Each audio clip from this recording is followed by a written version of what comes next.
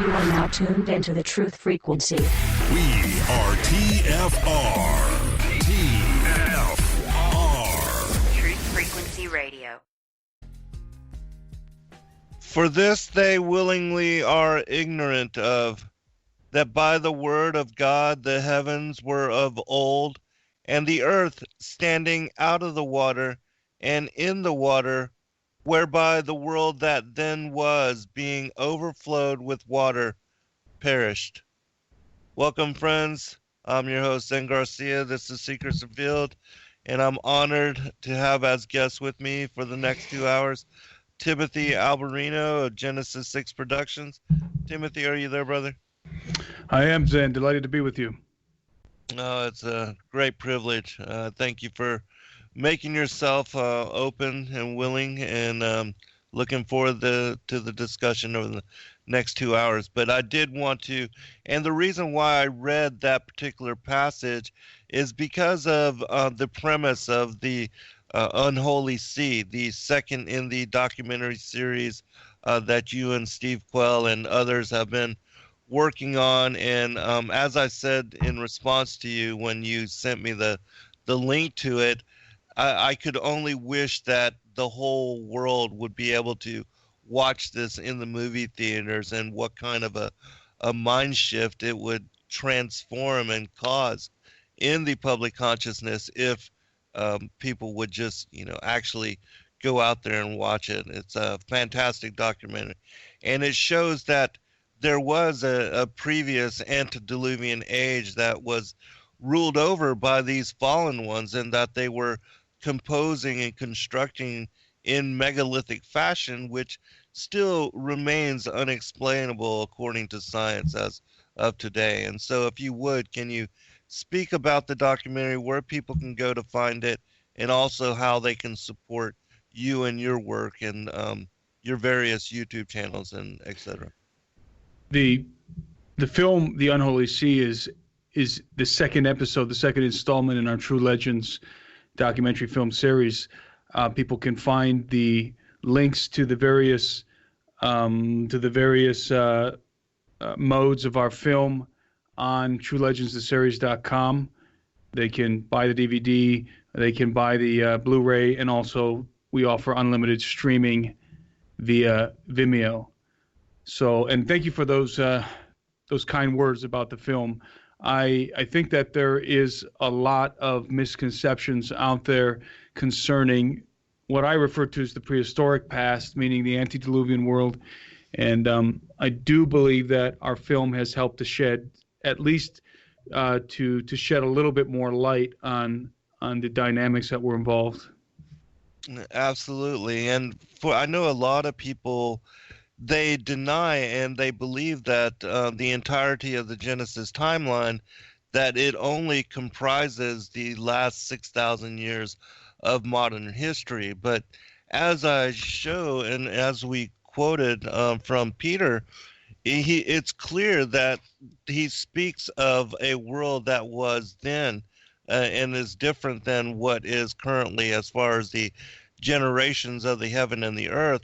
And so in my mind, also, when you look up in detail the Strong's Concordance, the references with Genesis 1:2, where it speaks the earth having become without form and void, that the Most High created the earth, as it says in Isaiah, to be inhabited, and also he created it perfect.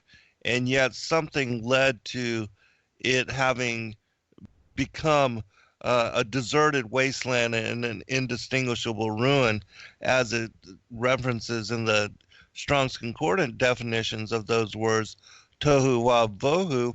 And so it seems clear to me that there was this previous age, and that judgment was brought upon the fallen ones, and that they were here even before we were, as is most certainly elaborated on in detail in the premise, and also all the travel that you did in showing the Cyclopean Megaliths from Malta and other places. So if you would, can you speak about your travels, and I know that had just to be an incredible experience for you in going to those sites and being witness directly in their presence.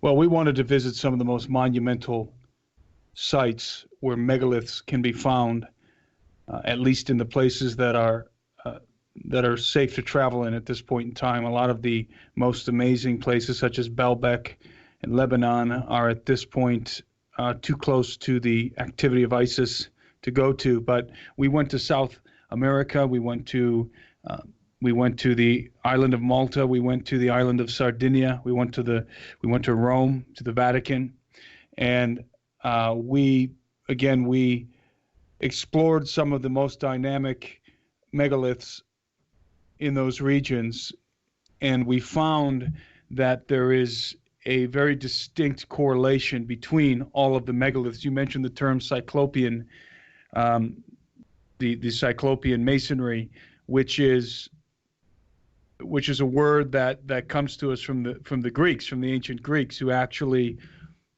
credited the Cyclops, the mythical Cyclops giant, with the construction of what they refer to as Cyclopean edifices, which are edifices constructed with stones without the use of mortar, very large stones in most cases.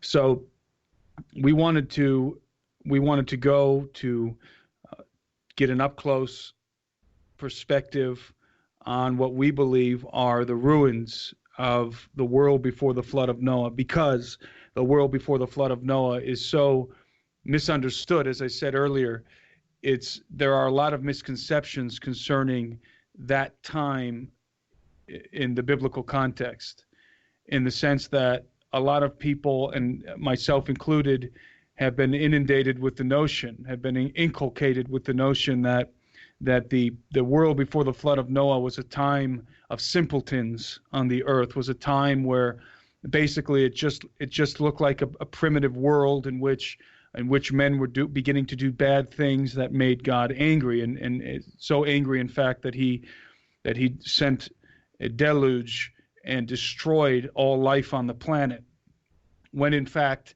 the reality, the intricacies of what was taking place during that epoch of time are almost inconceivable, and are absolutely not only relevant, but are the key to unlocking. It provides us with the keys to unlocking much of the prophetic context of the Bible concerning what is coming in the future. So we knew that we had to not just talk about giants, not just talk about fallen angels, but go and document the only evidence that remains on the earth that we can actually have access to, that we can get to from the pre-flood world, and that is the Cyclopean edifices, the ruins of the Cyclopean edifices. As much as archaeologists, conventional archaeologists and scientists would like to, and historians would like to negate the flood of Noah, there's absolutely overwhelming evidence. There's a, pun intended, a deluge of evidence concerning the flood of Noah. I mean, it happened, and it didn't just happen in a local, regional sense. It happened on a global scale. Because if you go to Puno, if you go to the Altiplano of Peru and Bolivia, near the city of Puno, and you look at the ruins of Pumapunku in Bolivia, you find that the ruins are showing evidences that they were submerged in water. In fact, that they were torn to pieces, ripped apart, dishelved by a flood, by very violent activity of water. And it wasn't a local flood; it was a global flood. Because if you go to the other side of the earth and you go to Malta, you find the same evidence. Everything was at one time submerged beneath the waves of the ocean. If you go to the island of Sardinia, which is still in the Mediterranean, the Western Mediterranean, you find the exact same evidence. In fact, all over the earth. If you go to Baalbek, or even if you go to the far reaches of Siberia, you're going to find seashells. You're going to find the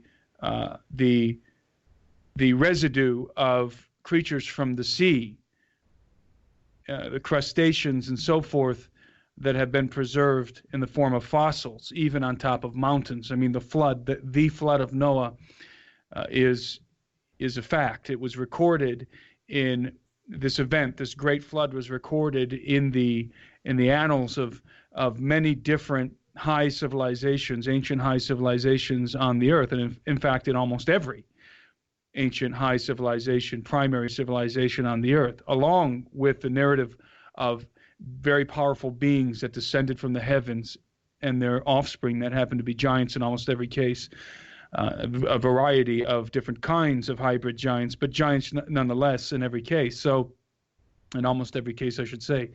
So the theme is persistent. It's prevalent across the globe. And so you start with the reality that the flood existed. Okay, as Bible-believing Christians, we can accept quite easily, in fact, it doesn't take much faith to accept the fact that the flood occurred. Then you have to ask the important question. The important question is, why did the flood occur? Is God so fickle that naughty behavior, let's put it in very nice terms, can result in the annihilation of not only almost total annihilation of not only the human species but every other kind of living thing on the earth? We know that it is much more than just your run-of-the-mill bad behavior. We know that there was something very unique happening in the pre-flood world that caused God to reset, to reinitiate life on the planet. And in fact, it was not only an act of judgment, it was an act of logic on God's part that he would reset the genomes of the creatures that he had created, that he had made, because there were unsanctioned creatures that had been created through miscegenation, through the illicit activity of the fallen watchers. And we're not just talking about for a month or a year or a few years. We're talking about over 1,000 years.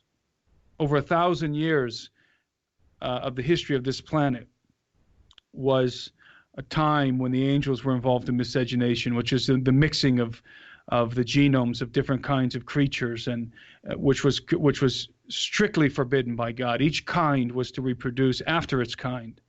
And so there was this monumental mess, this genetic chaos that ensued on the planet, in which all flesh, the Bible says, had corrupted its way on the earth. All flesh was corrupt.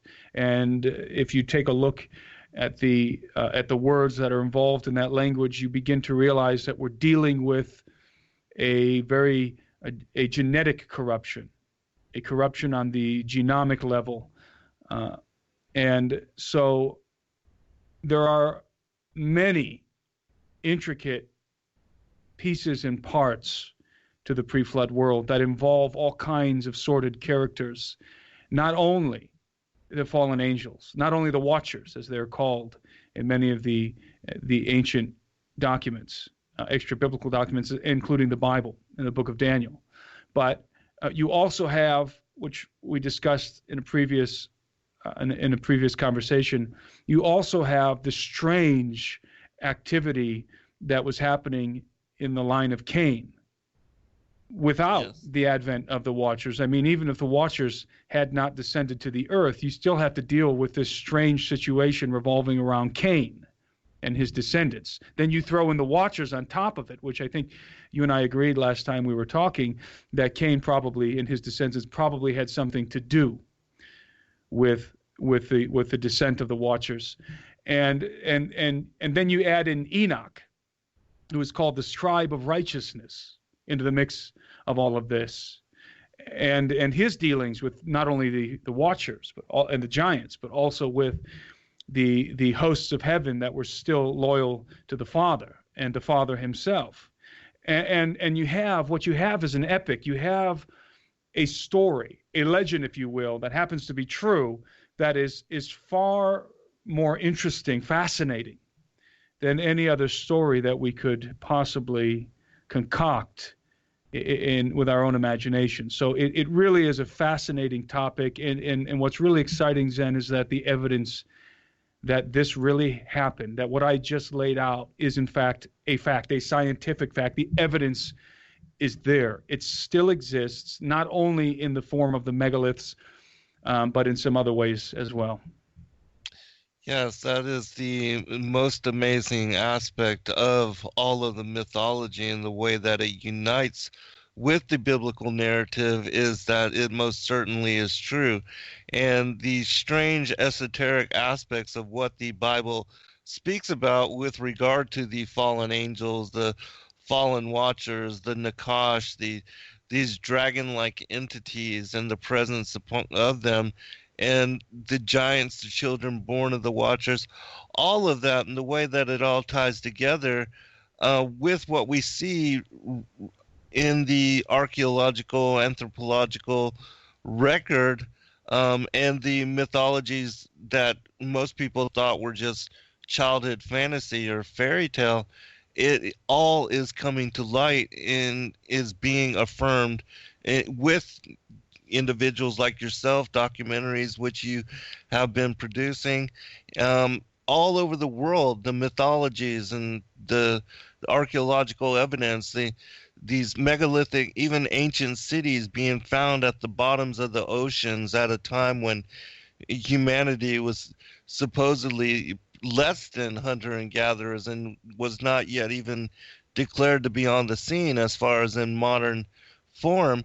And yet we have these ancient megalithic sites with huge temple complexes built all over the world in similar pyramidal fashion, and science has no explanation for it, which leads me to, I wanted to have you comment on the name of America and how it ties to the land of the feathered serpent, in which we see the ancient pagan religions worldwide, how they all revered the feathered serpent.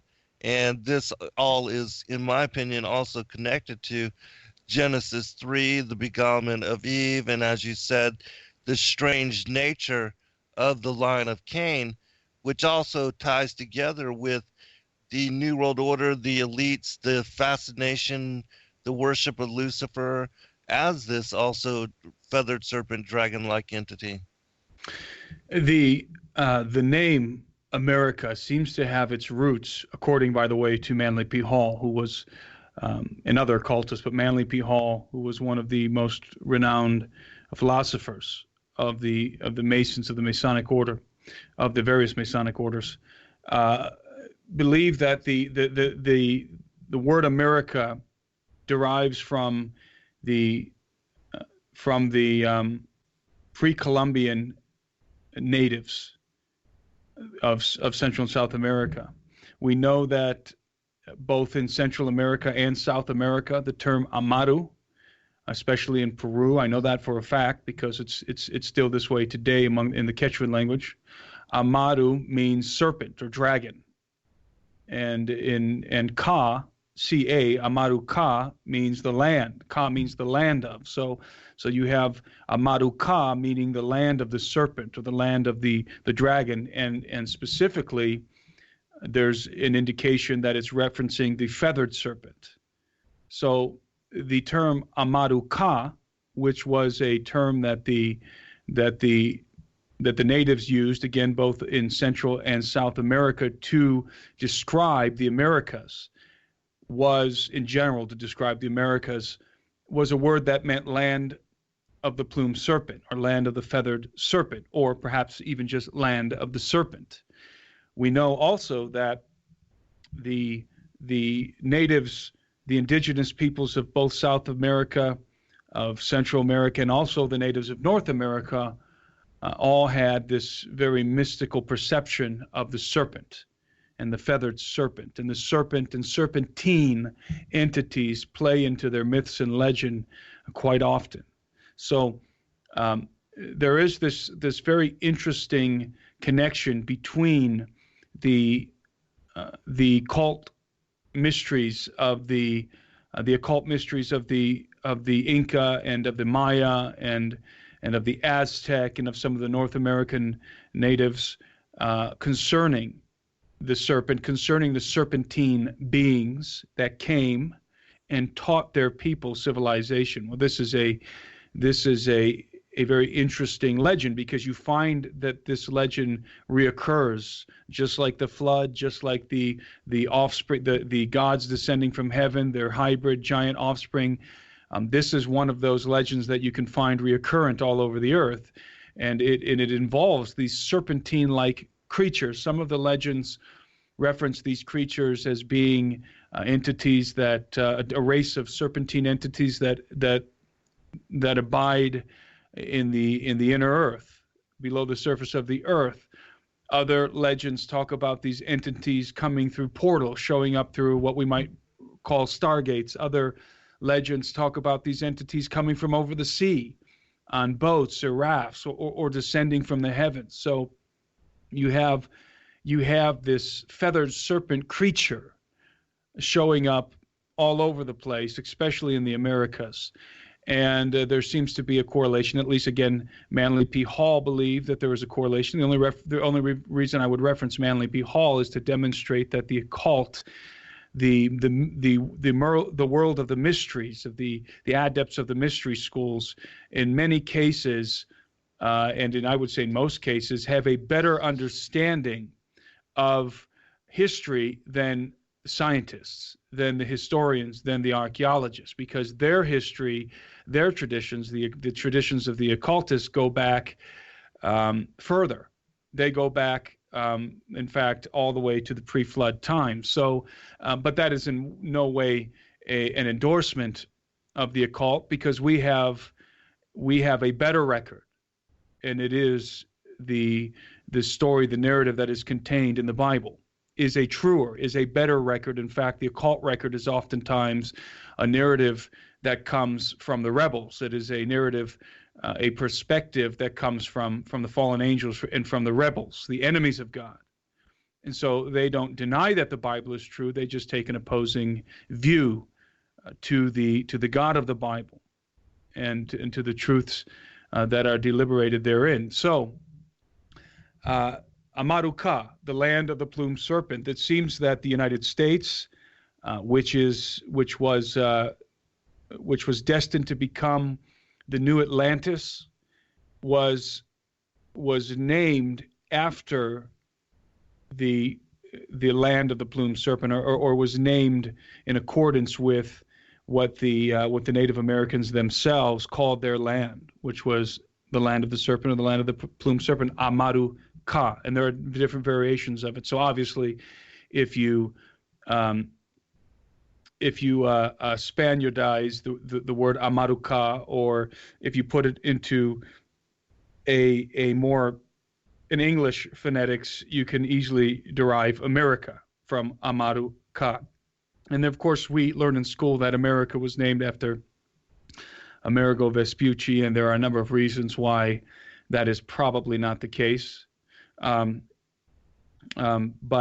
it's very interesting when you think about the destiny of America, when you think about what the mystery adepts believe about America, when you take a look at Francis Bacon and the Rosicrucians and the New Atlantis.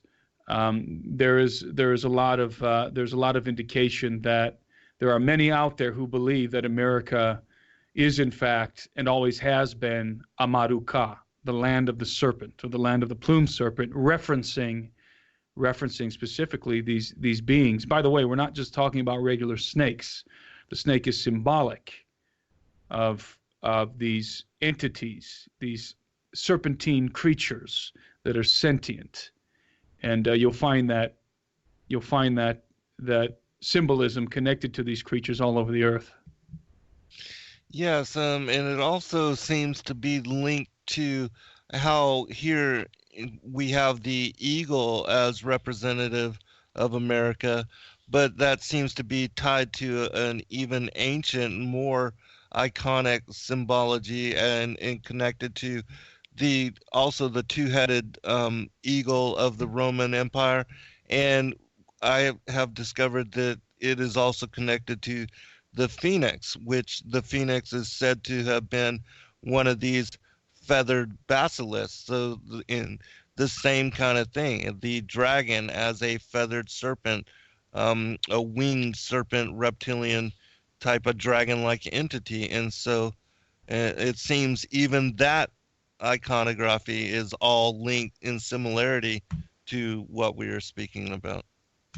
Yes, and it's important to understand when considering the United States, when considering the destiny of the United States or the occult destiny of the United States, that there's always been a dichotomy here in this land. A dichotomy that began long ago with the colonization scheme under Francis Bacon, because it was Francis Bacon who initiated and managed the colonization scheme. When the Pilgrims were coming over, who were Puritans, at the same time, shortly after they arrived, Francis Bacon began to sow into the United States the different secret societies. All right, we'll be right back. We'll pick it up on the other side. All right, welcome back, everybody. Timothy, I want to give you a chance to finish up your thought, and then I'll bring up another. Are you there, brother? Yes, can you hear me?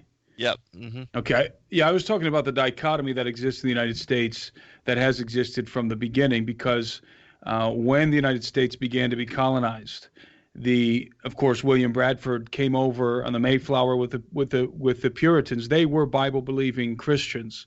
They rejected the Church of both Rome and the Church of England. They read the Geneva Bible, and they came over for religious freedom, to be able to worship God in the tradition of the apostles.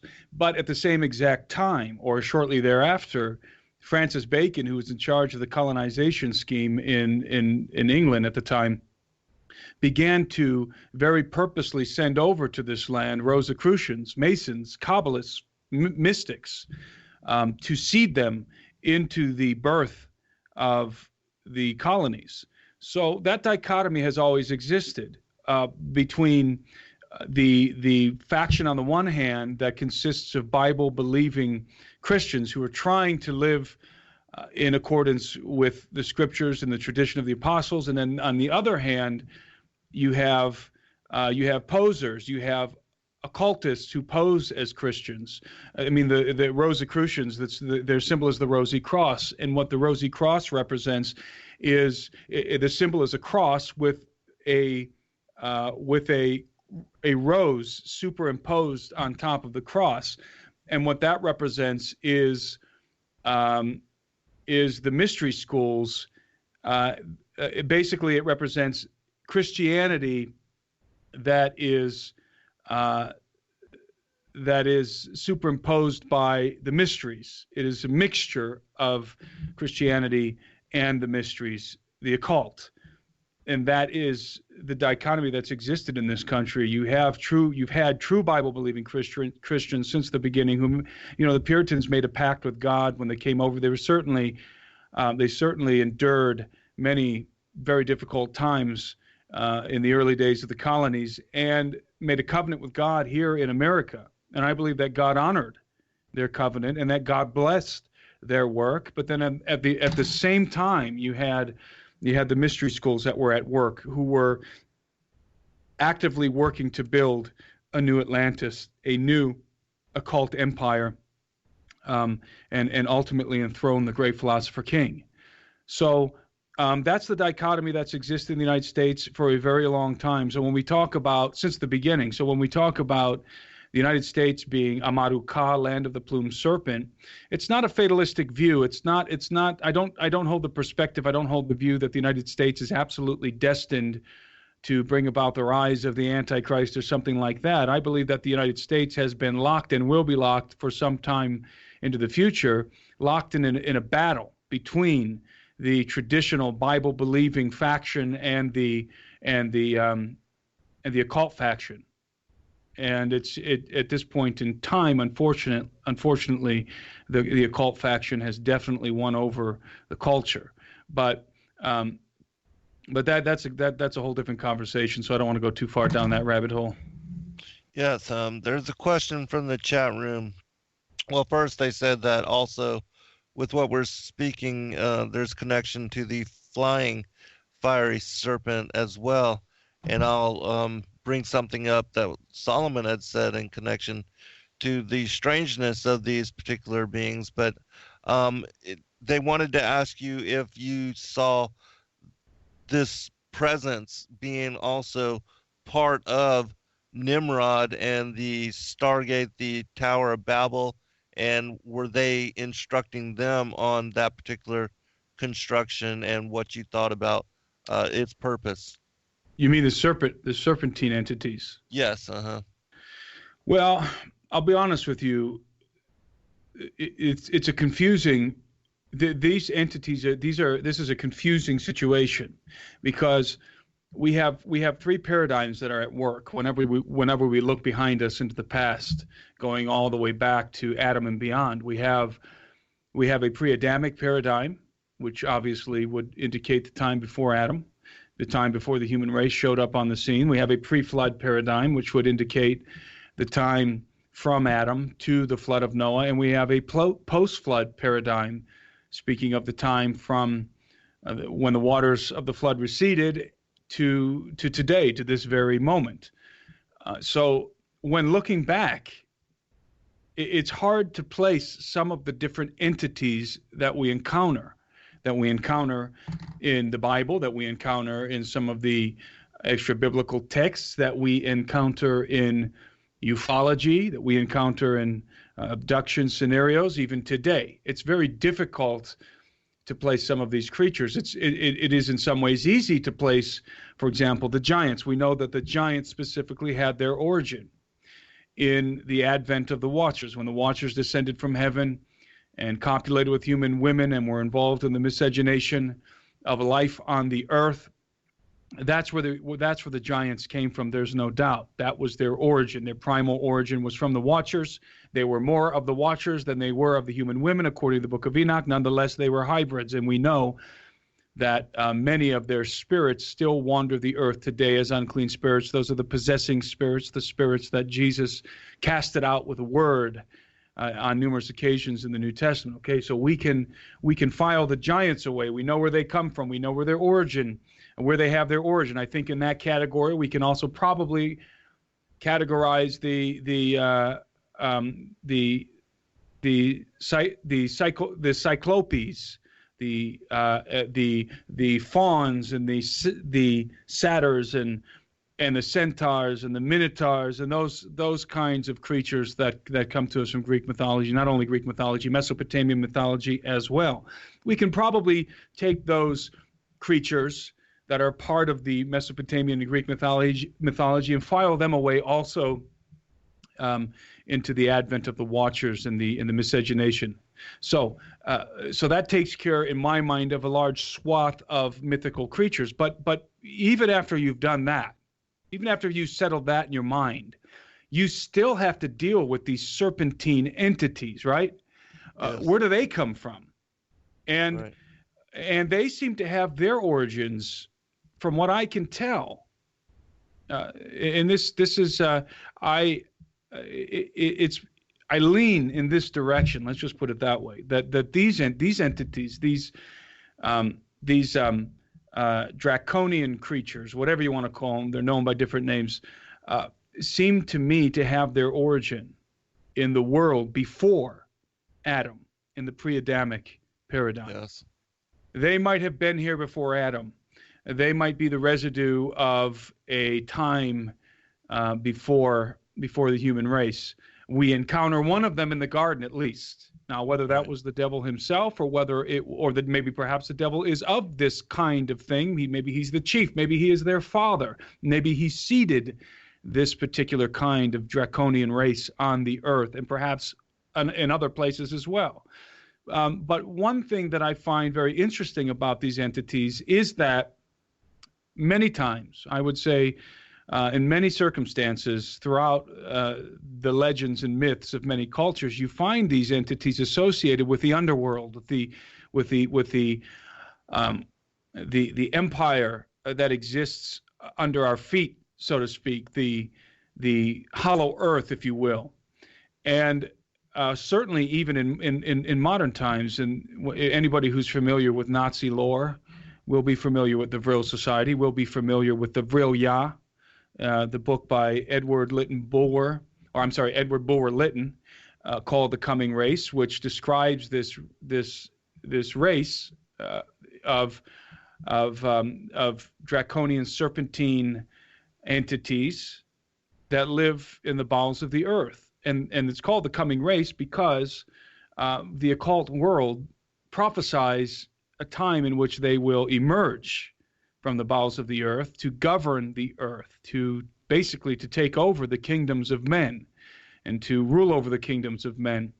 And of course we have the Nakash, I believe they're called the Naga race in India, this serpentine race of entities that lives beneath the ground. So I don't know exactly where they have their origins. Again, I suspect that their origins are that their origins are in the pre-Adamic paradigm, in the pre-Adamic world. However, these entities are also associated with, very heavily associated with abductions, flying saucers, and so forth. So we know, of course, those who are familiar with the DUMBs, the deep underground military bases, might be familiar with the story of Phil Schneider, who seemed to encounter something like these creatures under the ground, in the very deep reaches of the subterranean world. So we have this strange situation going on where there are these serpentine creatures that seem to be inhabiting the planet with us. And so to answer the question, is it possible that they have been interacting with the human race since the beginning? I think it is not only possible, I think it is probable that the human race has had interaction with these creatures. But I also believe that there may be, and we might have talked about this before, I don't remember, but there may be a correlation between the judgment of the serpent in the Garden of Eden, where he is consigned to crawl on his belly and eat dust, and the idea that these creatures are consigned to the bowels of the earth, essentially eating dust beneath our feet. And so we may be looking at a situation in which these entities are confined to the bowels of the earth. They're confined to the subterranean world. They're not permitted to operate on the surface of the earth, or maybe they can't anymore. Maybe their physiology was changed. Something was changed in their genomes that no longer allows them to exist on the surface of the earth as they once did. That might be part of the judgment that not only befell the serpent in the garden, but his kind, his race, perhaps, or his offspring. So I do believe that interaction with these entities does happen. Did it happen specifically at the Tower of Babel? Did it happen with Nimrod? I have no idea. I can tell you that the Sumerian myths talk about an individual named Uana Adapa, who was a sage from the pre-flood world, who is, the story goes that he came out of the sea after the great flood. We're in a post-flood context now. He comes out of the sea, which I find very interesting, emerges out of the sea and begins to reteach humanity some of what was lost before the destruction of the world in the flood, in the pre-flood world. And so he was, by the way, depicted as a half man, half fish creature. But we know that that in many cases, in myth and legend, that the descriptions of these beings is their physical descriptions are designed to encode information, esoteric information. So when they say that this was a half fish, half man creature, it might not have been a half fish, half man creature, but that physical description is giving us encrypted information. In other words, this entity came teaching some of the lost knowledge from before the flood, when the world was covered in water. And remember that that only the life on the land was destroyed. I think it is very probable that much of the sea life remained during the flood. So, and by the way, in the book The Coming Race by Edward Bulwer Lytton, the Vril-Ya, this serpentine race that this guy encounters, it's a long story. He ends up under the earth in the subterranean world, and he encounters this race that call themselves the Vril-Ya, that are highly advanced creatures. They kind of look like tall gray aliens. If anyone out there is familiar with the ufology and the tall grays that people encounter in abduction scenarios, they kind of look like that, but they can fly and they communicate telepathically. Well, this race, this advanced race that lives in the bowels of the earth, they claim to be survivors from the world before the flood. So the question is, are there exiles from Atlantis, as they call them, the exiles of as I call them, the exiles of Atlantis? Are there survivors, hybrid survivors that came from the illicit activity, the miscegenation of the fallen angels? And I think that the answer is yes. And the reason why I believe the answer is yes is precisely because of Uwana Adapa, precisely because of the all of this mythology concerning these creatures that seem to have persisted on the earth, even going back as far as the time before Adam. And I apologize for the long-winded answer to that very good question. No, that was we need that kind of elucidation. People are seeking to get that kind of guidance and direction, and so no, we appreciate you taking the time to go into detail on these kind of answers. And I fully agree with you on so many points that you brought up. And I'm actually working on a trilogy called The Great Contest, which begins with the war in heaven, because as I've discovered, Enoch in second Enoch, in chapter 29 and 30, it pinpoints the day that the rebel angels are cast out of the heavens as being on the second day.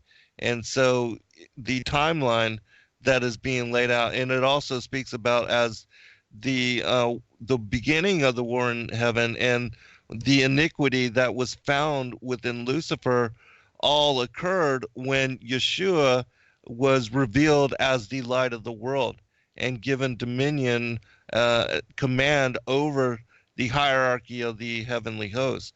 And that's when he becoming jealous, where it says in scriptures where the light and the darkness were separated, that this is when the forces of these celestial hierarchies, the angels and the angelic hosts, that they were divided and this war occurred, and then they were cast out on the second day. And so it also affirms, as we are speaking about here, that the rebel angels were cast out and were present here upon the earth prior to the sixth day creation and fall temptation of Adam and Eve, and the beguilement of Eve and her impregnation with Cain. And the next aspect of the great contest would be the enmity between the seed of the woman and the seed of the serpent as it plays out. But that most certainly from the time of the second day to the sixth, that they were busy here upon the earth creating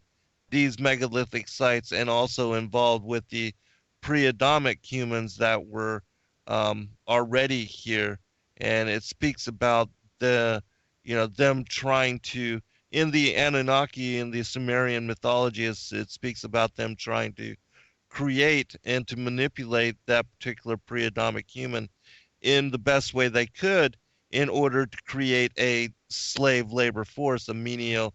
But most certainly this being didn't have the abilities, the capacities that Adam and Eve and all that we could and have accomplished since then. But they did make a type of slave creature out of this pre-Adamic being, and then they also incorporated the teaching of these pagan abominations, the victim blood sacrifice, children sacrifice, the cannibalism, the drinking of blood. All of that was also incorporated into the religions and the reverence of the fallen angels that were taught to the pre-Adamic peoples worldwide. And this is why we see reflected in the ancient religions the worship of the feathered serpent, and they're incorporating cutting out the still beating hearts and things of that nature, which most certainly the Most High, Yahweh Elohim in the Old Testament, he put a prohibition against such behavior.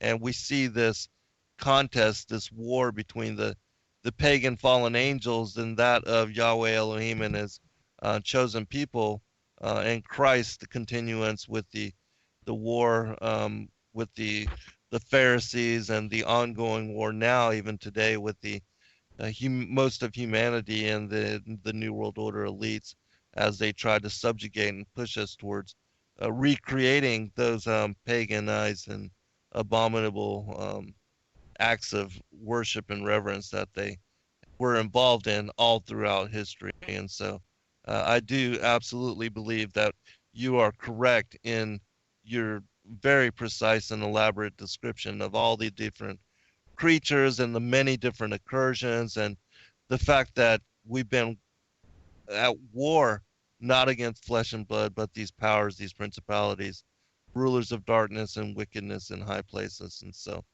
comment? Yeah, I think that when talking about the Garden of Eden and the beginning of the human race, I absolutely believe. I think it's very rational to believe in a pre-Adamic paradigm. In fact, I would go so far as to say that I think it's irrational not to believe in a pre-Adamic paradigm for a number of reasons. But I do also believe that Adam was the first man. I believe that the Bible is unequivocal when it, in that sense, that Adam, on that point, I should say, that Adam was in fact the first human being. Mm-hmm. But that doesn't mean that there were other sentient creatures, sentient entities before Adam. You have, of course, the question. I think we probably talked about this before. The famous question: who did Cain marry, right, and who was he afraid of when right, he was banished from the family line, when he was banished from the clan, so to speak, of Adam? And this is a simple answer: is that he was afraid of Adam's sons, and that he married one of Adam's daughters. Well, he might have married one of Adam's daughters, okay, but I don't believe that he could have been afraid. He would have been afraid of Adam's sons, especially since he was banished to a different land where Adam and his sons were not. They were not. They were simply he was sent away from the Adam's family. And so he was obviously afraid of something that we might encounter in the place he was being banished to. So that automatically raises a flag in my mind, and I have to ask the question: were there other sentient creatures on the earth that were inhabiting the world outside of the garden? And I think that the simplest answer is yes. So yes. Then we have to, then if you unpack that idea further, then you have to ask the question, well, what became of those peoples, those creatures? I don't believe they were human. I believe they were something other than human. Human beings. See, we sometimes tend to ascribe sentience, consciousness to the human race.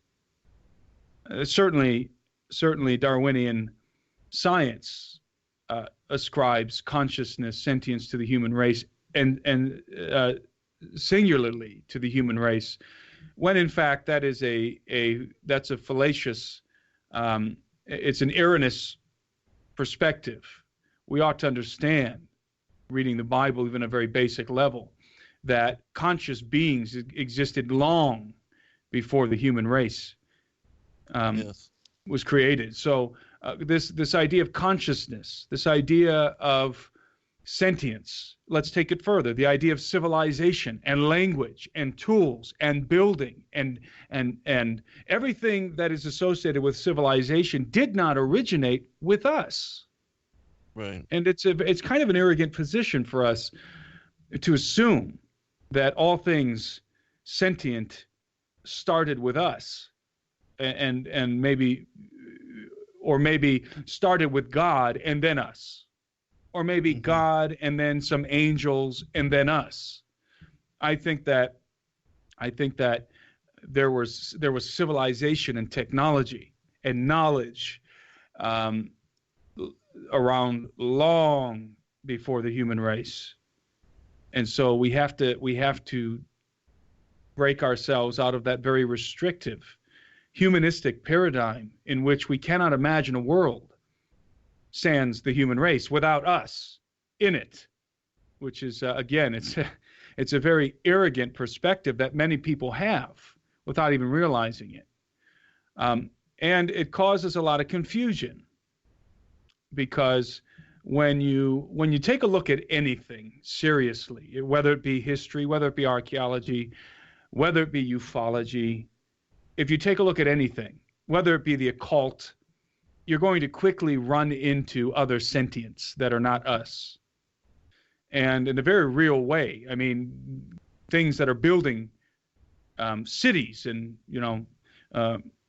impressive Cyclopean walls and towers and so forth. And then you're going to find that their bones have existed and have been discovered and have been secreted away, by the way, which is very much a part of the content of our last film, The Unholy Sea, that we talked about in the beginning, in the beginning of this conversation. So it's all very interesting. And again, just we got to be careful of a humanistic perspective of the totality of history. I fully agree. We'll be right back for second hour. All right, welcome back, everybody. There's a couple things that I wanted to ask you about, Timothy, and that's some of the, because of course these megalithic sites and the way that they are aligned to various star constellations, that in my opinion also shows a high degree of intelligence. And being able to pull off aligning on the ground these megalithic sites with the various, like these solstices and the equinoxes, and also these different star constellations, that in my mind most certainly shows that the people that put these structures into place had a high degree of technology, capability, and knowledge of the heavens, which hunter and gatherers, pre-Adamite humans would not be able to have such knowledge, especially back then when, science claims that we were just only involved in at the very meager ends of starting to develop technological abilities and capacities. And so I wanted to ask you about the Grand Canyon alignment, and if you had seen just recently, somebody showed how there's structures in the Grand Canyon called even like Isis's temple, different Egyptian temple names, and they seem to align with the Belt of Orion. And the individuals that have made these discoveries are speculating as to whether there are indeed ancient temple sites in the Grand Canyon that are related to these particular alignments. Well, We were actually in the Grand Canyon, near the Grand Canyon recently. We were actually in the desert Southwest in the Four Corners region with our Gen 6 Productions team, and we met Tom Horn and his team down there. We were filming for episode 3 of our True Legends series, which is in post-production. And we were actually talking about the fact that many of these monuments in Monument Valley and in the Valley of the Gods and the general southwestern area of the United States, especially the Four Corners region, how a lot of these monuments down there have Egyptian names and do seem to be aligned with the stars, with certain constellations. Certainly, even the Anasazi Indians, who Tom Horn has done a lot of investigation to the Anasazi Indians, And that's actually part of the third episode in our series. We're dealing with the Anasazi Indians, and Tom Horn is in the film. So even the Anasazi Indians had aligned their villages with the stars, with the heavens. And so being able to align your village or a certain kind of a construction, a temple, with the stars requires a very high degree of mathematical precision. And we're talking about a degree of mathematical precision that we were only able to accomplish really after creating computer systems. In fact, it took us creating computer systems to be able to discover the alignment of a lot of these different ancient locations. And you have two things happening. You have on a more superficial level, you have civilizations such as perhaps the Anasazi that are definitely obviously post-flood, that are discovering the remnants of older constructions which were already aligned with the heavens. And these latecomers would then build on top of these, in many cases, pre-flood constructions. So that's a dynamic that happens all over the earth. But when we talk about the actual the pre-flood constructions themselves, or the constructions that were built from the ground up, aligned with the stars, there's no question that would have required an intimate knowledge of the heavens. I mean, far beyond just cosmology, just having an understanding of the constellations. These people had to have a high degree of mathematical capabilities. I mean, and in fact, today there's a dating process, a method for dating, especially megaliths, that's becoming widespread and very popular, and that's gaining credibility very quickly. And it is a method that dates a location based on the configuration of the constellations for any given date in history. In other words, if you look back 7,000 years, let's say, for example, the walls of Sacsayhuaman in Peru, and you look through, there's different programs now that you can do this with, and they're very easy to use.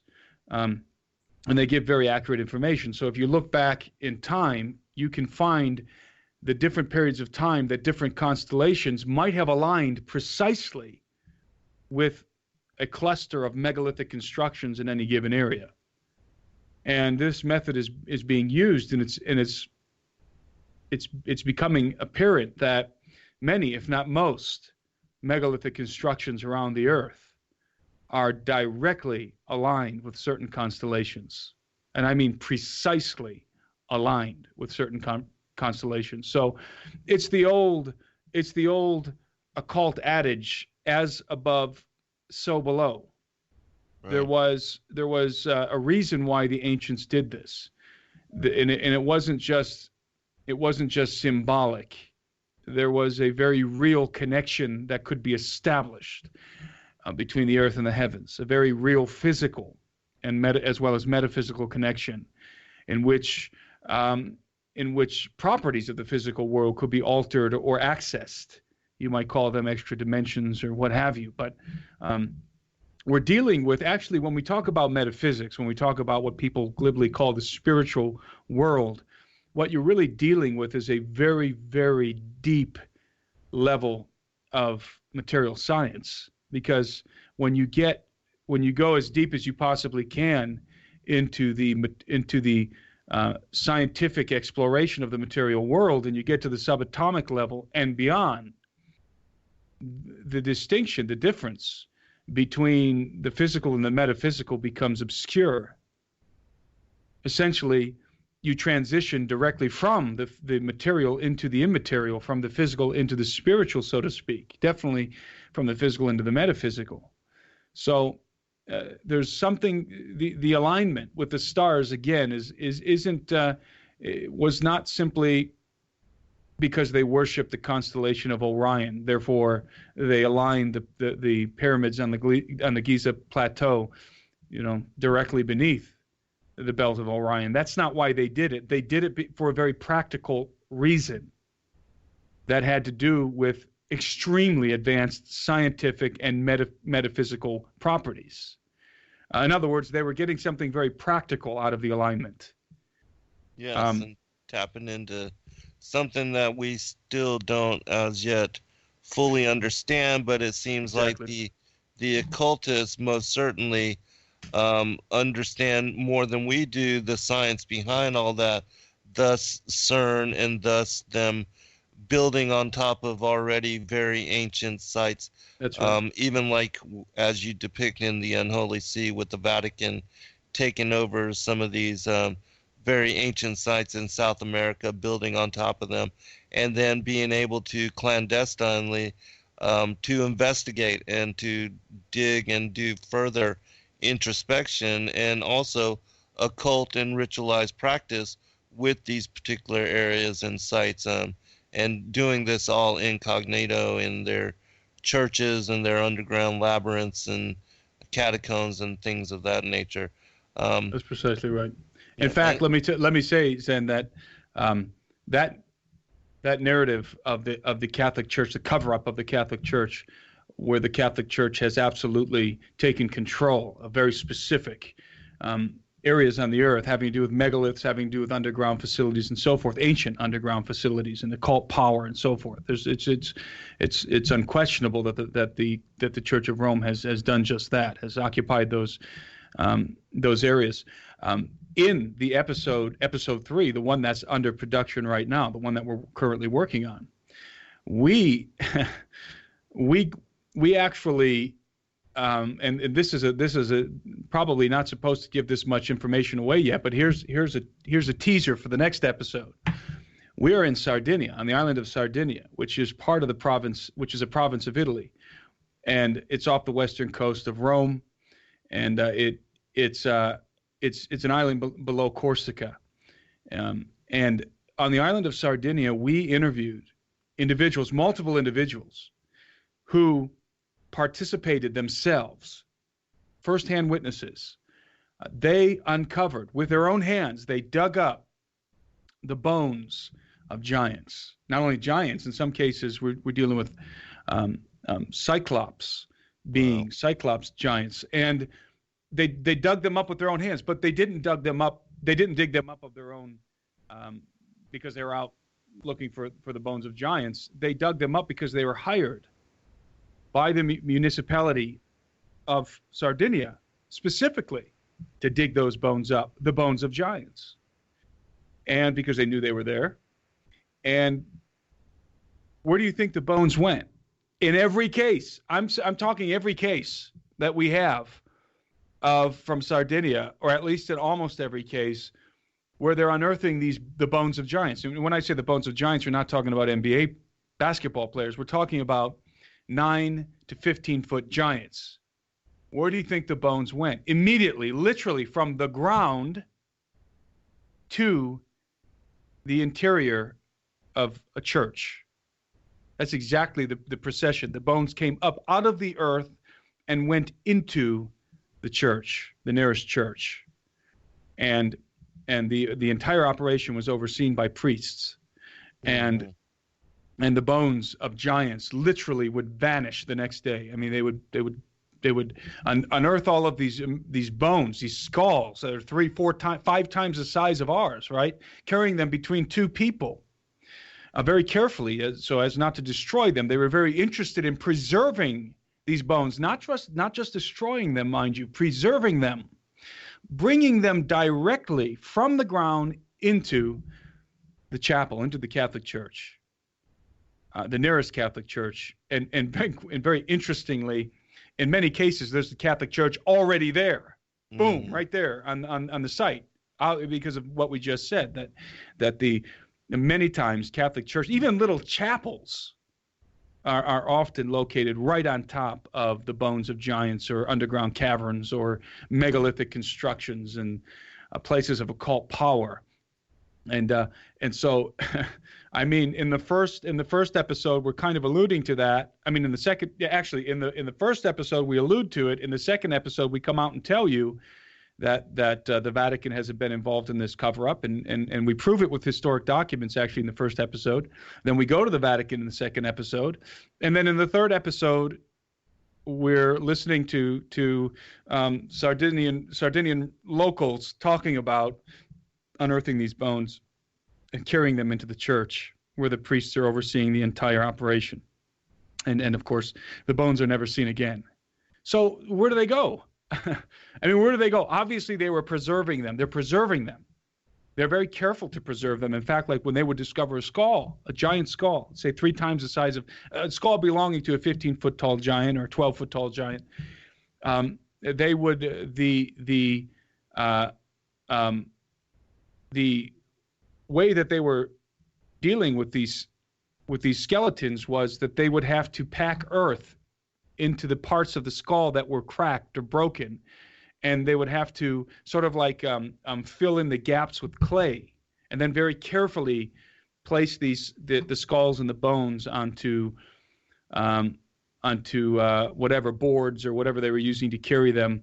So they were very intentionally very interested in preserving the bones, preserving the skulls. And when I say they, I'm talking about the priests, because that was the end user, so to speak, of these remains of giants.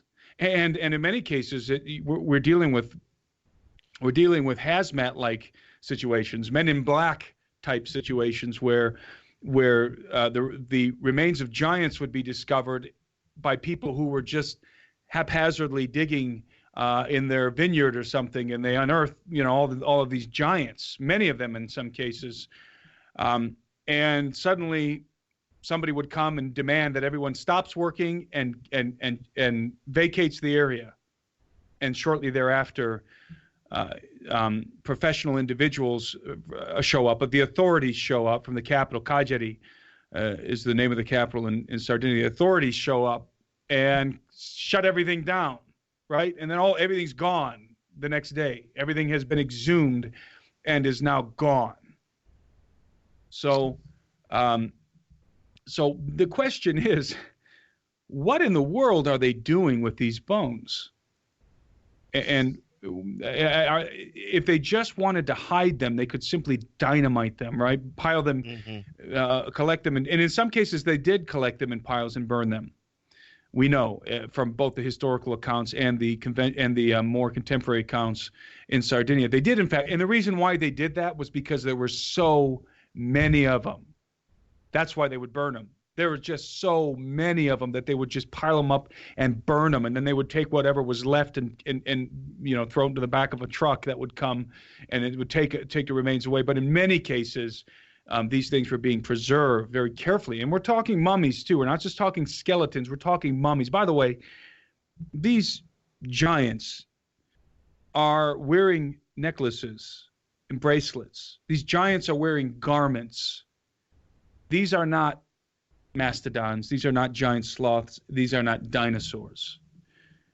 These are the remains of humanoid creatures that not only were wearing, in some cases, jewelry and had gold coins and so forth, but were also surrounded by artifacts that were of gigantic proportion. For example, large plates and forks and utensils that are 3 times, 4 times, 5 times the size of what we would use, obviously fashioned proportionally by their makers. And so it's very fascinating. It is very fascinating. And not only is there the question of the cover-up, the even more fascinating question in my mind is, what in the world are they doing with the remains of the giants? I mean, they're obviously not on display in a museum. Right. So so in my mind, there's the search for the occult knowledge. They want the knowledge associated with all of this. And so they want the DNA. I'm sure they're looking for DNA. I'm sure they're trying to extract the different strands of DNA belonging to the different races, species, if you will, of giants and hybrid creatures. What are they doing with them? We can only guess. I mean, we could speculate all day long, but and I'm sure they're also incorporating the remains of these creatures into their occult ceremonies. I think that's a given. Yes, absolutely. And they're probably being trafficked. In fact, I can say quite confidently that they are being trafficked. And when I say they, I mean the remains of giants and of other creatures are being trafficked in a black market. Let's call it a deep black market. That's deeper than the market in which human trafficking is taking place, or the trafficking of drugs. This is an even deeper market. This is an even darker market in which the bones and mummified bodies of giants and cyclopes and other hybrid entities are being bought and sold. By who? By whom is the question. And I asked that question in Sardinia, and the answer that I got from one of the individuals who dug a couple of skeletons up himself, 10 feet tall, his response was he believes he is of the persuasion that the Vatican and the Illuminati, the Masons and the Illuminati, are trafficking in these bones for occult purposes, in the remains of these giants and these other hybrid creatures. So it's very much an Indiana Jones type situation happening, but not the Ark of the Covenant, and not the Nazis, at least. Right. Not Nazis wearing swastikas, let's put it that way. And so instead of the Ark of the Covenant, picture skeletal remains of giants or cyclopes being trafficked and being sought after by agents from Rome, by perhaps intelligence agencies, by perhaps individuals who are involved in black budget projects dealing with super soldiers. I mean, it's happening, and it's really bizarre. Yeah, I would say probably the full spectrum of, definitely the men in black are involved, and that even some of the wars. There's speculation that the focus on Afghanistan and Iraq with the recent wars and the expansion of the war of terror and on terrorism in the Middle East, that it's to gain access to some of these countries where they have these archaeological and megalithic sites, and that even when the invasion first occurred, immediately the museums, the places that have all of these archaeological discoveries and finds that in many times not even yet cataloged, all of that ended up disappearing. And there was many cry out to have these places protected, but I think that those that did give the green light to invade these areas, that they also wanted access, and so maybe in that way prevented them being protected in any way, and they went in and took what they wanted. And that certainly the elites are trading in not only these kind of archaeological, but even ancient texts, like in the Dead Sea Scrolls, when they were discovered, there was two entire Aramaic copies of the Book of Enoch, mm-hmm. which were discovered and we don't have access to, but which were affirmed as being part of the discovery, and other aspects, and we get the fragments, and yet they get the full manuscripts. And so that kind of thing is also involved in going on. And then, the whole Vatican archives and the many hundreds and thousands, who knows how many texts and ancient books over the full history of humanity, going back who knows how far, but that a lot of that material is also protected and kept and stored, and only for their eyes are privileged to access and study and look into some of that stuff. And but the public is kept in the dark, and so much even of what is discovered now we are not privy to. I heard just recently there was a discovery of 70 metal books that date back to the time of Christ, and that have a lot of affirmation as to Christ being the fulfillment as far as the Savior, Messiah that the Jews were waiting for. And so there's a lot of stuff that is being hoarded, kept secret, and hidden from us. But I wanted to ask you about the encounters with living giants in this day and age, because you also covered this aspect of it, and this is quite an interesting story, and most certainly one that Steve Quell was in confident told about from different aspects, special forces, our military, high 5-star generals, or different individuals that have that kind of access to that kind of knowledge. Can you tell us of what you know of current encounters, and that these giants are still to this day and age in existence and part of the fabric of creation? We feature a story in the beginning of our film, The Unholy Sea, Episode 2 of the True Legends documentary film series, of a pilot, an AC-130 pilot, active duty AC-130 pilot, who we interviewed, who was called into Bagram Air Force Base in Afghanistan to pick up some high-value cargo, in other words, confidential cargo. And he and his lift master, the lift master is the personnel that is in charge of operating the lift gate on the AC-130 to load and unload the cargo, flew into Bagram Air Force Base. I believe it was 2005. And they were met on the tarmac by individuals who they referred to thereafter as the babysitters. And the reason why they called them the babysitters was because they were assigned to accompany the cargo to its final destination. And I hear the music coming, so I can continue this on the other side. On the other side, yeah. We'll be right back, everyone, for final segment. All right, welcome back, everybody, for final segment.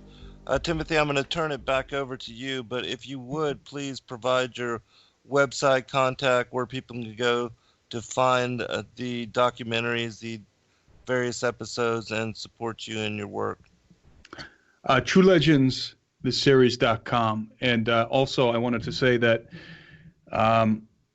we're doing what we're calling a VIP Expedition and Conference, True Legends VIP Expedition and Conference to Cusco, Peru, in the month of June.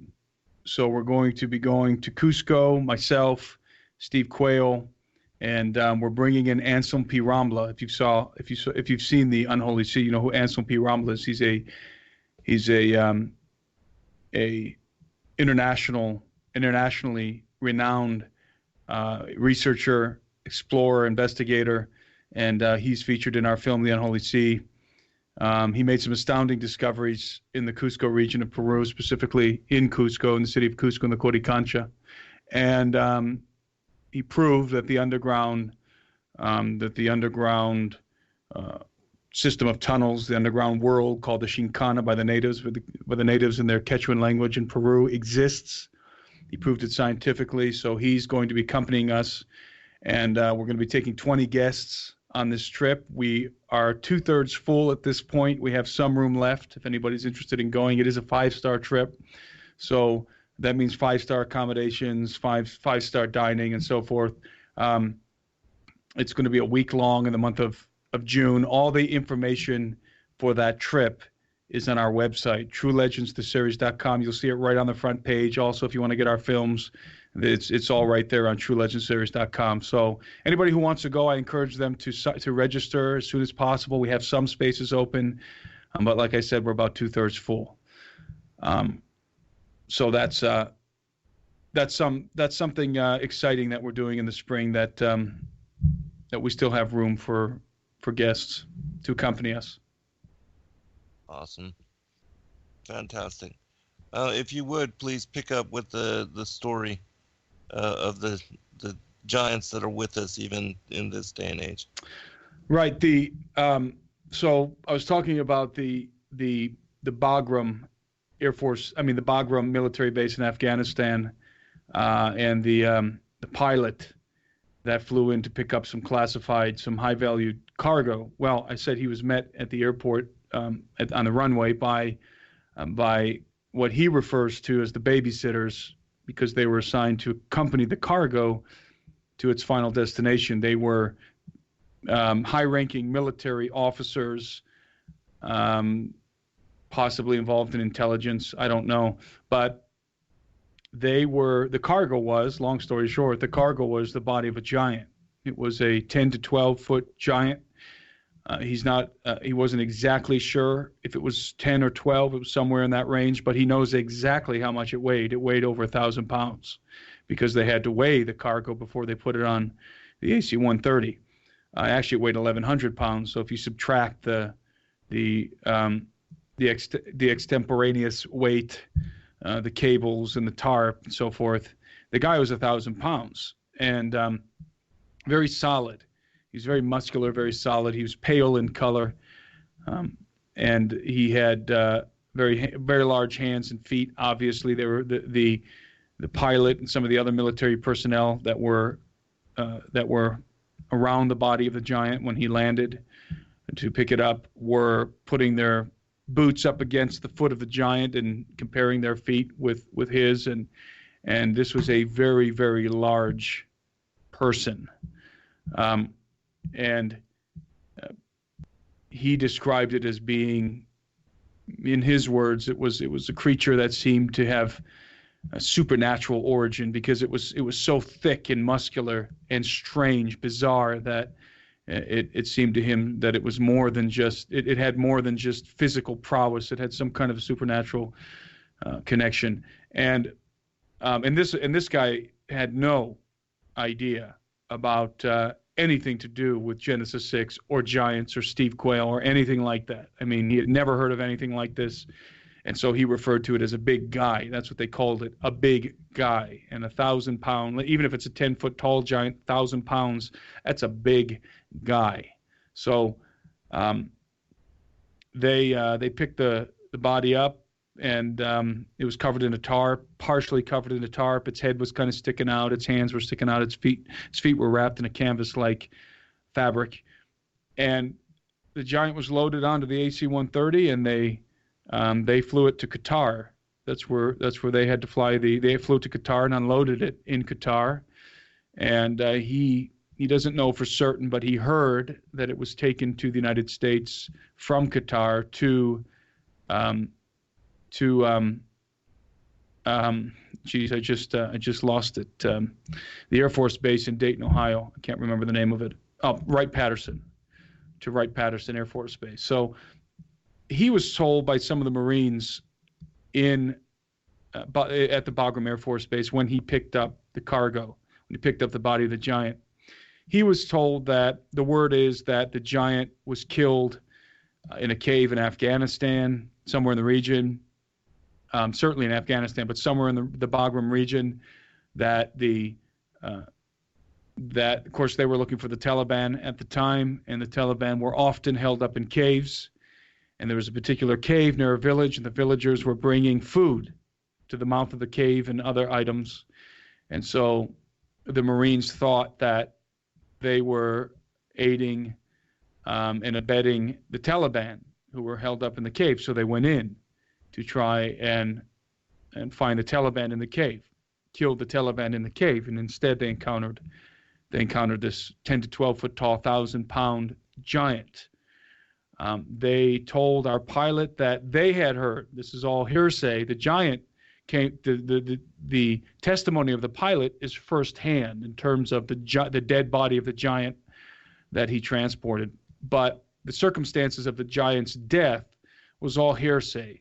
So they told him that the giant was killed the first team, that the first military squadron that engaged with it, and then another team was sent in having full knowledge of the situation that were able to take the giant down, and then they had a helicopter pick it up and drop it off at Bagram.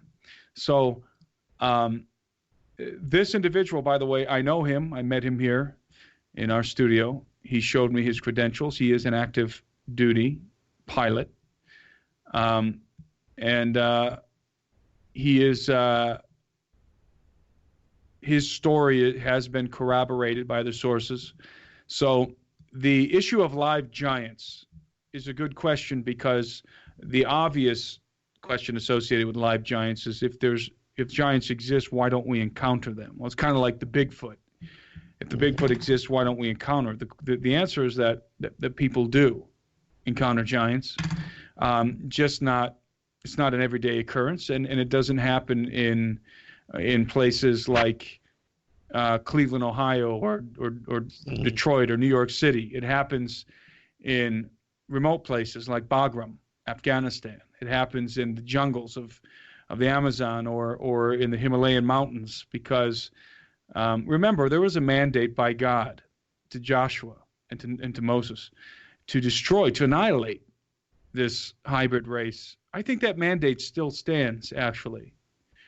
And I think that throughout history, the human race has been encountering and destroying these hybrids. For I think that they're under the impulse of a divine mandate, for one, and also because the giants are not nice guys. These are cannibalistic, man-eating savages in many cases. The post-flood giants, the pre-flood giants, all indications are that they were very advanced, kind of a different breed.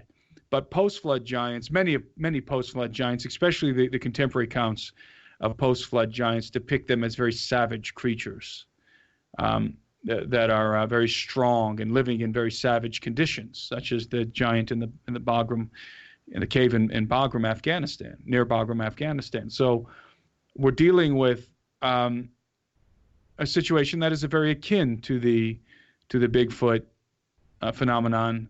And you've got to go to the remote places. By the way, contemporary sightings of giants are often associated with ancient underground passageways and caverns and underground cities and so forth. The subterranean world in general.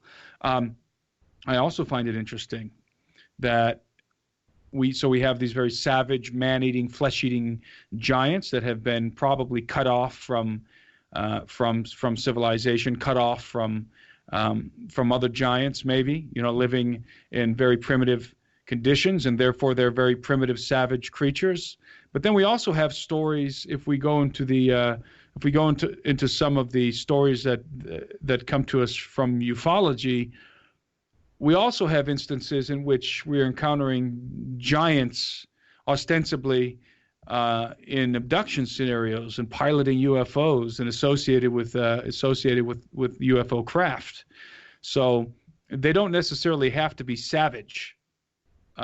There may be a race that is still advanced, still using technology associated with maybe some of these other entities we mentioned before, the draconian serpentine entities. So in a contemporary sense, some of these claims from ufology, some of these abduction claims and so forth, where people have seen giants in underground bases, for example, may in fact be true, or at least there may be truth to them. So I don't have any doubt that there are giants still on the earth. And it seems to me that the post-flood race of giants, it varies. There's different kinds, a variety of different kinds of giants. Again, We've got even the Cyclops, the Cyclopes, the one-eyed giants, all the way to giants that are only 8 feet tall and 9 feet tall. But then also we got 15-foot tall giants that have been reported and that whose bones have certainly been exhumed.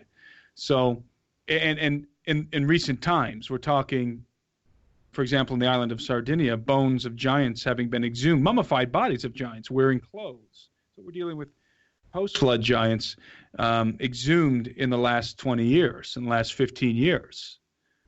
So I couldn't tell you where these entities are. I can tell you that, as I said before, the remote places of the earth is most likely where the remnants of this race exist, because of the inherent conflict that they would have with modern man in any scenario. I mean, and again, we have to remember that there was a divine mandate from God given to Joshua to annihilate that race.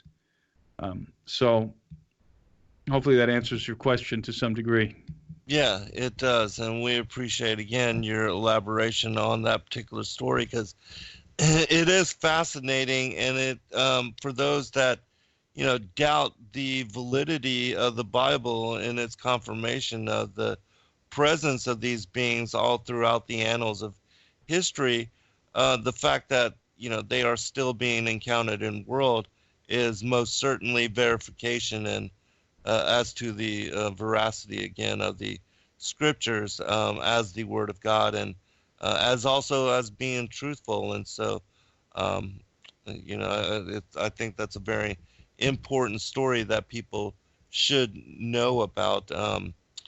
But I wanted to ask you also about the mythologies, because that's one of the very unique aspects of the work that Steve Quayle has done in writing the books that he has written about the giants and the fallen angels, and that's the mythologies and his relationships with the different Native American indigenous peoples worldwide in bringing their stories to print, and also in paralleling all of the various accounts worldwide of the stories in connection with these particular entities.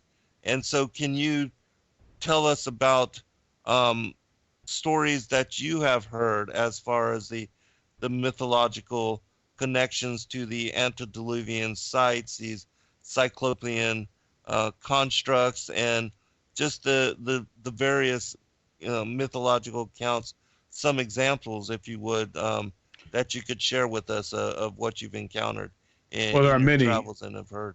There are many, many stories and legends of giants, both in more of a contemporary setting, recent history, and going back to the ancients.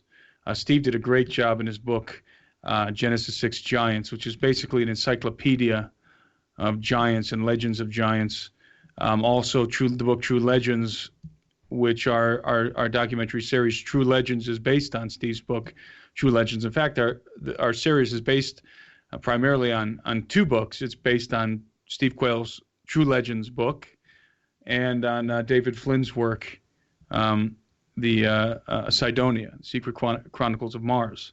And but specifically dealing with stories that I've personally encountered while in the field in these various locations. I spent a lot of time in Peru. I'm very familiar with some of the giant mythology in Peru, and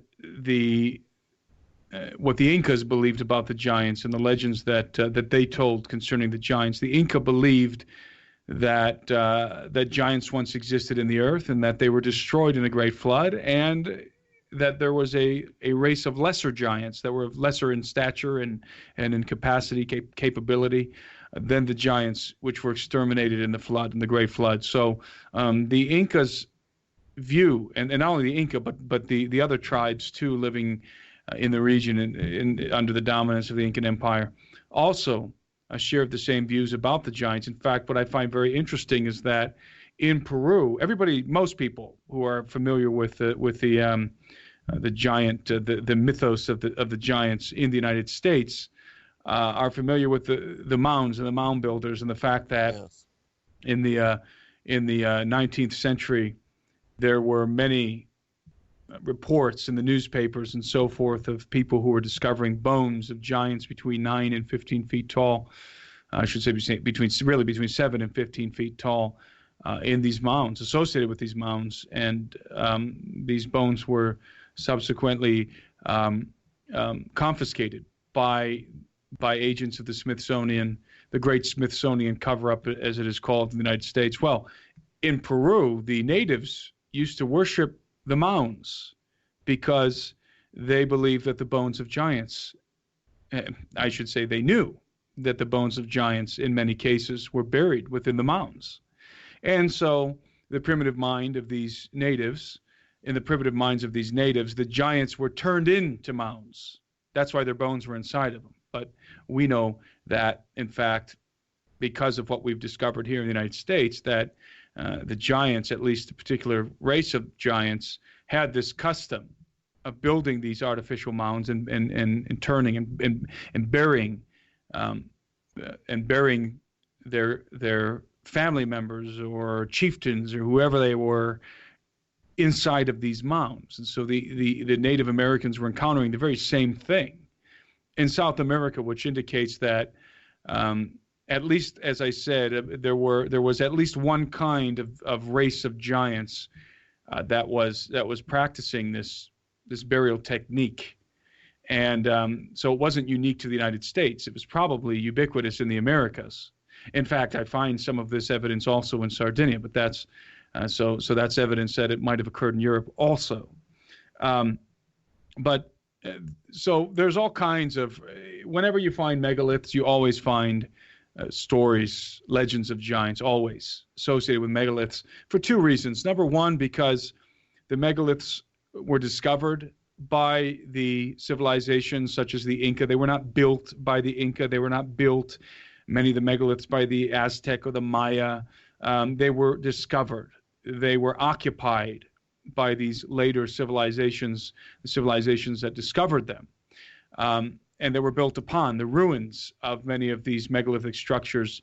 The civilizations that discovered them would actually build their temples and so forth right on top of the megalithic foundation. So, but they attributed the building to giants in many cases. And again, in the simple minds of native peoples, they couldn't imagine how anything but giants could have built, for example, the walls at Ollantaytambo or the edifices at Pumapunku. So did giants build all the megaliths? I tend to believe that that's too simplistic of an answer. I believe that in many cases, yes. And in fact, this brings me to an interesting point, which I know we're running out of time, but there's an interesting anecdote that I came across, and frankly, in David Flynn's work concerning Cain and giants.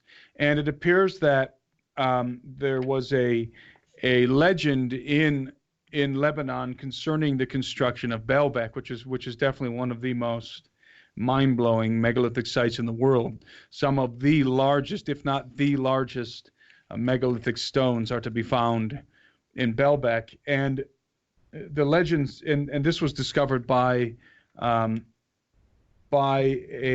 French historian who worked in the area for some time and talked to the locals and tried to figure out what the traditional history was, the history according to the local populace concerning Baalbek. And what he found out was that legend says that it was Cain who built Baalbek, but he didn't build it alone. He employed giants to build it. And I find that interesting because they go on to tell him that was obviously in the pre-flood context, but then in the post-flood context, when Baalbek was destroyed in the flood, Nimrod rebuilt it with the help of post-flood giants. So that's a very interesting story that ties those two dynamics together. So here you have Cain, on one hand, employing giants to build the original foundations of Baalbek, and then you have Nimrod resurrecting the ruins of Baalbek with the help of post-flood giants. So certainly, I believe giants were involved in the building of the temples, of the megalithic sites. Now, and this sort of unlocks a mystery. This unlocks some confusion, I think, that I certainly have had, and that many people have had who've gone to these megalithic sites or who watch documentaries such as our films that feature these sites. And that is this. The mystery is this, that sometimes you encounter these megalithic sites, sometimes, that appear to have been built by giants, but when you get inside of them, you can't imagine giants actually moving around or passing through the doorways. And you wonder, why would giants build these megalithic edifices, but then make the doors so small, so that if they were 8 feet tall, they would have to squat down and bend down to pass beneath them? I mean, you and I wouldn't build a house with a doorway that wasn't large enough for us to comfortably pass through it. And that always bothered me. But the answer, I think, is here. I think the answer is in this anecdote from this French historian, whose name I would butcher. I think it's Alouf is his name. And the fact is that I believe that in many cases it was regular-sized people who employed giants to help them build some of these structures. So in some cases, I believe the giants themselves built the structures, and in other cases, perhaps many cases, it was individuals like Cain or Nimrod or others who came afterwards who employed the races of giants, who were renowned, especially the Cyclops, for their ability, for their craftsmanship and their ability in stone masonry to construct these edifices for them. So you have this duality, you have this situation happening on the earth where giants are building edifices for themselves in some cases, which directly reflect their own proportions, and giants are building these megalithic Cyclopean edifices for others, for normal-sized people. And I think that that could possibly clear up a lot of confusion in some people's minds. Well, it's an absolutely fascinating subject, and we most certainly appreciate your insight into all of these subjects. And you've been helped a lot of people come to the truth on a lot of these issues. When do you foresee the third? You say it's in post-production now? It will be it's slated for episode 3, which doesn't have a name yet. It's untitled at this time. Is slated for release in the spring. We're actually working under a tight deadline right now. So unless we run into some major problems, it will be released in the spring, probably in April. And again, Tom Horn is involved in our series now on the ground level. We have some very exciting content dealing with Tom Horn and Steve Quayle, myself, in the Desert Southwest, but then also the finds that we made in Sardinia. Thank you again, Brother Timothy. We will pray for your protection and that of your crew and all of the endeavors and all of your work